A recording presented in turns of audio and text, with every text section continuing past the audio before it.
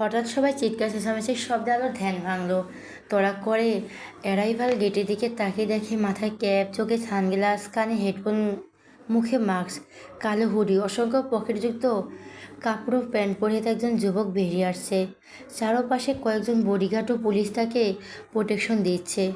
কাঁধে signature guitar, ডান হাতের আঙ্গুলে রূপালি আংটি ও বিশেষ ব্রেসলেট টি জানান দিচ্ছে মানুষটির পরিচয়। সবাই ভেবেছিল জনপ্রিয় তারকা ভিন দেশের ভক্তদের মতোই তাদেরকেও এড়িয়ে যাবে, কারণ তারা যতদূর চেনে এবং শুনেছে তাদের পরিষ্কার মানুষটা একটু অদ্ভুত টাইপের, সাথে কিপটেও। না হলে কি সামান্য একটা অটোগ্রাফ দিতেও কারোর এত সমস্যা হয়? কিন্তু আজ সব ভক্তদের অবাক চরম পর্যায়ে পৌঁছে দিয়ে মৃণাল বাহিরে এসে সর্বপ্রথম একটা পিচ্চি মেয়ে থেকে ফুল গ্রহণ করে। এতে বাচ্চা মেয়েটি খুশি দেখে কে? চারপাশ ফেটে পড়েছে হাজারো মানুষের চিৎকারে। সিকিউরিটির বেষ্টিনও ভেদ করে একদল ফ্যান মরি হয়ে এগিয়ে আসতে চাইল। তাদের প্রত্যেকের হাতে পোস্টার আর ডায়েরি। ভিড়ের একদম সামনে এসে এক তরুণী ফ্যান গলার সবটুকু জোর দিয়ে চিৎকার করে বলে উঠল, রক স্টার এম, প্লিজ প্লিজ একটা অটোগ্রাফ। মৃণাল মেয়েটির দিকে না তাকিয়ে অটোগ্রাফ দিল। ব্যাস, সবাই ঝাঁপিয়ে পড়লো প্রিয় তারকার ওপর। কেউ ছবি, একটু অটোগ্রাফের জন্য রীতিমতো মরি হয়ে উঠেছে। সবাইকে সামলাতে সামলাতে পুলিশরা এক প্রকার হিমশিম খাচ্ছে। তবুও মৃণাল আজ ভীষণ শান্ত। সে চেষ্টা করছে একটু হলেও ভক্তদের মনের আশা পূরণ করতে। হাজার হোক, নিজ মাতৃভূমি বলে কথা, এখানে কি অহংকার দেখানো যায়? উফ, মোটেও না। আলো একটা নিরিবিলি জায়গায় দাঁড়িয়ে থেকে আইসক্রিম খাচ্ছিল আর সবাই পাগলামি দেখছিল। তার আবার এসবের প্রতি ইন্টারেস্ট নেই। এমন না যে সে ওই লোকটার গান পছন্দ করে না, অবশ্যই পছন্দ করে, কিন্তু সে আর পাঁচজনের মতো পাগলা ফ্যান নয়। তার এইগুলো থেকে নিজেকে দূরে সরিয়ে রেখেছে। ওই গরমের মধ্যে ঢুকে জ্যান্ত হিউম্যান কাবাব হতে মোটেও ইচ্ছে নেই। আলো এসব ভাবতে ভাবতে আইসক্রিমে বড়সড় একটা কামড় বসাতেই খেয়াল করলো তার বোন ছায়া কাঁদতে কাঁদতে এদিকে আসছে। ছোট বোনকে কাঁদতে দেখে কপাল কুঁচকে যায় আলোর। কি হয়েছে, এমন মোড়া কান্না কাঁদছিস কেন? কাঁদতে কাঁদতে ছায়ার উজ্জ্বল শ্যামবর্ণের চেহারা রক্তিম হয়ে উঠেছে। মেয়েটা ফুপিয়ে উঠে বলল, আমি আমি অটোগ্রাফ পাইনি আপু। আর না, আমার নিয়ে আশা ফুল নিয়েছে। বোনের কথা শুনে আলো নিজের কপাল চাপড়ায়। আশেপাশে কিছু মেয়েদের দিকে ইশারা করে বলল, দেখ, শুধু তুই না, আরও অনেকেরই অটোগ্রাফ পাইনি। কিন্তু অনেকেই তো পেয়েছে আপু। তাহলে আমি কেন পেলাম না? বলে শব্দ করে কেঁদে দিল ছায়া। আলো চোখ উল্টে বলল, এখন এই পাগল মেয়েকে বোঝাবে কিভাবে? এই মেয়েটা তো অবুঝ কেন? তো বোন, আজ অটোগ্রাফ মিস করছিস তো কি হয়েছে? অন্য কোনো একদিন পেয়ে যাবি ইনশাল্লাহ। আর না পেলে আমি ম্যানেজ করে এনে দিব। তবুও তুই প্লিজ কান্না থামা, নয়তো মাথা ব্যথা করবে তো। ছায়াকে বোঝানোর চেষ্টা করছে আলো, কিন্তু মেয়েটা অবুঝ বাচ্চাদের মতো কান্না করেই যাচ্ছে। কতগুলো বছর ধরে সে এই দিনটার জন্য অপেক্ষায় ছিল। আজ খুব আশা করে এসেছিল লোকটার অটোগ্রাফ নেবে, কিন্তু কি হলো, এত ভিড়ের মধ্যে না পেল অটোগ্রাফ, আর না দু চোখ ভরে দেখতে পারলো ওই মানুষটাকে। অনেক মেয়ে অটোগ্রাফ থেকে শুরু করে গিফটও দিয়েছে। ছায়ার কোনো জানে ভীষণ কষ্ট হচ্ছে, ইচ্ছে করছে এখানে হাত পা ছড়িয়ে সেটে চিৎকার করে কাঁদতে। তাহলে হয়তো মনটা একটু হালকা হতো। তো এক হাত কোমরে রেখে অন্য হাত কপালে চেপে ধরে আশেপাশে নজর বুলিয়ে নিল। হঠাৎই কিছু একটা খেয়াল করতে চার চোখ দুটো চিকচিক করে উঠল। সে তড়িঘড়ি করে বোনের উদ্দেশ্যে বলল, এখানে দাঁড়া, আমি এক্ষুনি তোর কান্না থামানোর মেডিসিন নিয়ে আসছি। বলি আলো ছুটে গেল একটা প্রাইভেট কারের দিকে। আলো ব্যথায় আত্মনাদ করে চোখ মুখ খিচে বন্ধ করলো। অন্যদিকে নিচে পড়া যুবকটি বিস্ময়ে তাকিয়ে আছে রমণীটির সুন্দর মুখশ্রীর দিকে। বুঝতে কিছুটা সময় লাগলো, তবে পাশ থেকে বিশাল বড় একটা ট্রাক ধেয়ে যেতে দেখে যা বোঝার তাই বোঝা গেল। আলো জোরে জোরে শ্বাস নিয়ে পিটপিট করে তাকায়। চোখের সামনে অচেনা একজন সুদর্শন যুবকের ভেসে উঠতে সে তড়িঘড়ি করে উঠে গেল। তারপর খেকিয়ে বলল, এতই যখন মরার শখ হয়েছে তখন নদীতে গিয়ে ঝাঁপ দিয়ে মরুন না। হারপিক গিলন, তাহলে দেখবেন বিনা টিকিটে সুন্দরভাবে উপরে চলে গিয়েছেন। এইভাবে রাস্তা দূষণ করা কোনো মানেই হয় না। মেয়েটার কথা শুনে আগন্তুকের কপাল কুঁচকে গেল। হাত পা ঝেড়ে সোজা হয়ে দাঁড়িয়ে ভুরু উঁচিয়ে বলল, সুসাইড করার জন্য দারুণ আইডিয়া দিচ্ছেন, অথচ এই আপনিটাকে একটু আগে আমাকে বাঁচালেন। তো কি করতাম? চোখের সামনে একটা জলজান্ত মানুষকে ট্রাক চাপা দেখতাম। এই, আপনি খাবার খাননি নাকি ট্রাক চাপা খাওয়ার জন্য মুখিয়েছিলেন? যুবকটি কানে আঙুল দিয়ে বিড়বিড় করে বলল, আরে আস্তে ম্যাডাম, আপনি তো দেখছি আমার কানে পর্দা ফাটিয়ে দিবেন। গলা তো নয় যেন মসজিদের মাইক। আলো তেলে বেগুনে জ্বলে উঠল। সে যখন রাস্তা পার হচ্ছিল তখন এই লম্বু খাম্বাটাকে নজরে পড়ে। সার্ভেটা ফোনে কথা বলতে বলতে অমনোযোগী হয়ে রাস্তা পার করেছিল। লোকটা বিপরীত পাশ থেকে একটা ট্রাক ছুটে আসছিল। সেটা দেখে এক মুহূর্তে যেন থমকে যায়। অতঃপর চিৎকার দিয়ে সরে যেতে বলল, অথচ বসা মানুষটা কিছুই শুনতে পায়নি। তাই তো নাচানা সত্ত্বেও মানুষটাকে বাঁচাতে ছুটে গিয়েছে। আর যাই হোক, চোখের সামনে কারোর মৃত্যু দেখতে পারতো না। সবটা দেখে শুনেও যদি সাহায্য না করতো তাহলে মনে মনে অনুশোচনা ভুগতো। হ্যালো মিস, কোথায় হারালেন? মেয়েটার অন্যমনস্ক হয়ে থাকতে দেখে চোখের সামনে তড়ি বাজিয়ে কথাটি বলে যুবকটি। আলো আশেপাশে তাকিয়ে দাঁতে দাঁত চেপে বলল, হাসপাতালে গিয়ে কানের সাথে চোখের ডক্টর দেখান, নয়তো দিন দুপুরে রাস্তায় আকাম কুকাম করে বসে থাকবেন।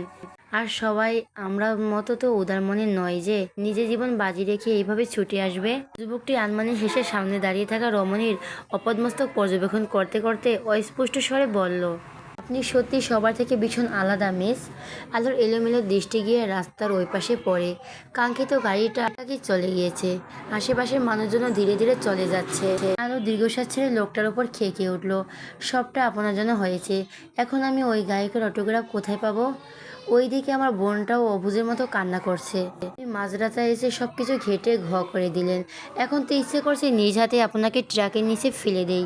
আলো রাগান্বিত চেহারা দেখে যুবকটা হেসে দিয়ে বলল, রিল্যাক্স মিক্স, এত হাইপার হবেন না, নয়তো পানির ট্যাঙ্কের মতো ফেটে যাবেন। ওর শরীর জ্বলে গেল। সে দাঁতে দাঁত চেপে কিছু বলতে যাবে, তখন লোকটা হুট করে তার বাম হাতের কবজি ধরল। আপনার হাত থেকে তো ব্লিডিং হচ্ছে। চমকে উঠে নিজের বাম হাতের উল্টো পিঠের দিকে তাকায়। পিঠ ঢালা রাস্তার পাড়ে পড়ে যাওয়ার জন্য হাতটা ছিলে গেছে। সেখান থেকে হালকা রক্ত বের হচ্ছে। আলো হাতটা সরিয়ে নেওয়ার সময় খেয়াল করলো মানুষটা তার হাতে নিজের রুমাল বেঁধে দিয়েছে শক্ত করে। আর কোথাও ব্যথা পেয়েছেন? হাসপাতালে নিয়ে যাব? আলো হাত সরে নিয়ে তড়িঘড়ি করে বলল, না না, আমি ঠিক আছি। শিওর? ইয়া। আলো আর কিছু না বলে যেভাবে ছুটে এসেছিল ঠিক ওইভাবে ছুটে গিয়ে চোখের পলকে হারিয়ে গেল।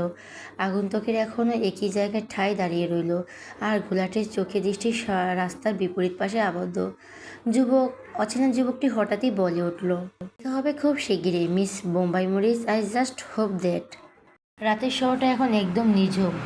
ল্যাম্পপোস্টের হলুদ আলোয় রাস্তার পাশে পুরনো বাড়িওয়ালার ছায়া দীর্ঘ হয়ে আছে।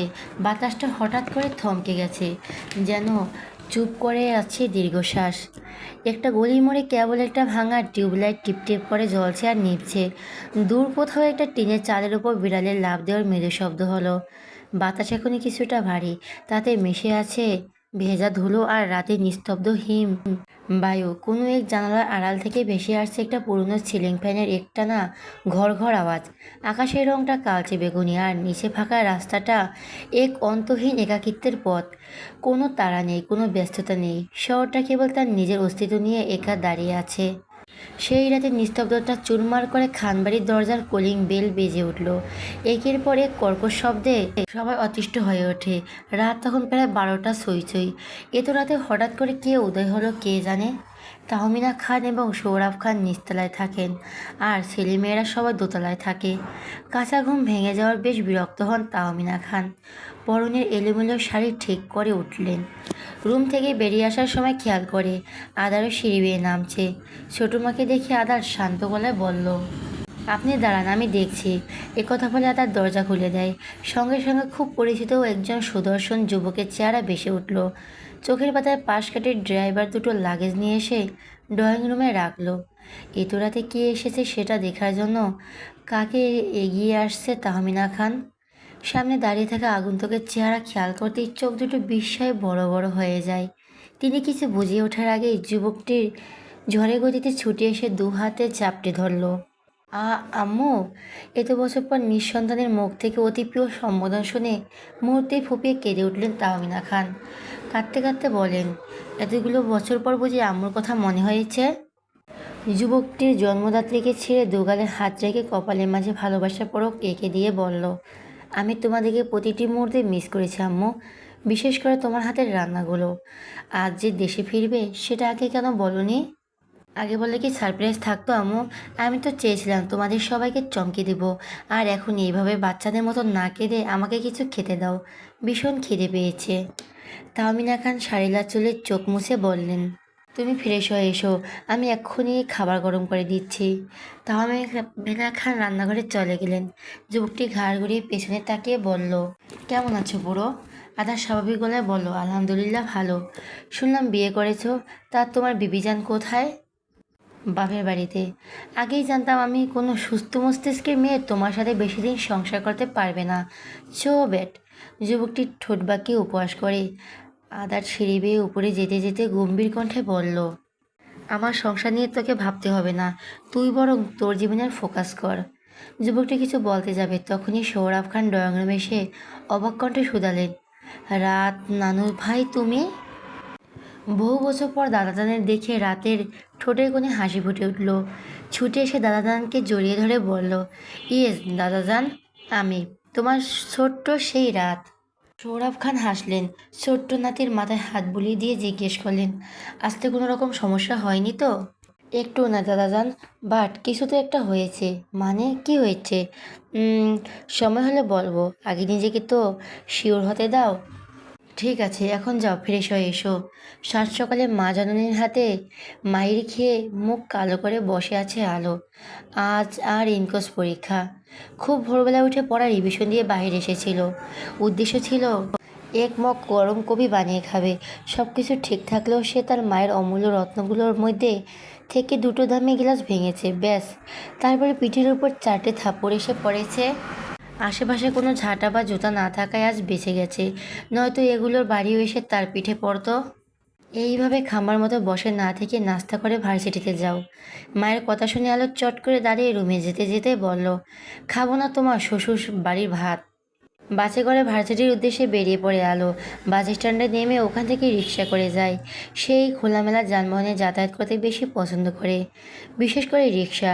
9:30টার দিকে বাস স্ট্যান্ডে এসে পৌঁছায় আলো।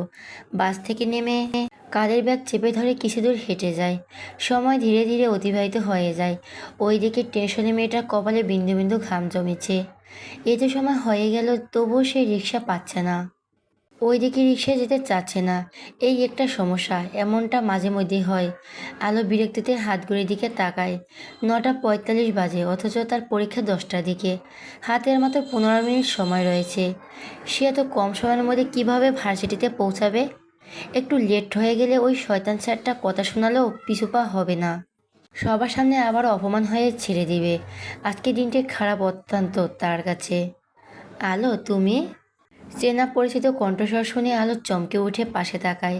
একটা কার থেমে আছে। ড্রাইভিং সিটে বসা ব্যক্তিকে দেখে আলো এড়িয়ে এসে বলল, রিক্সার জন্য ওয়েট করছি ভাইয়া। কিন্তু আপনি কবে দেশে ফিরলেন? এই তো 1 মাস আগে। ও আচ্ছা, এসো, আমি তোমাকে ড্রপ করে দিচ্ছি। আজ না তোমার পরীক্ষা, হাতে তো বেশি সময় নেই। ছেলেটার কথা শুনে আলো ভাবুক হয়ে পড়ে। এই লোকটা রাহুল ভাইয়া, তার রোহিত ভাইয়ার বেস্ট ফ্রেন্ড। সাথে তার বাবার বন্ধু ছেলেও। সেই সুবাদে চেনা জানা রয়েছে।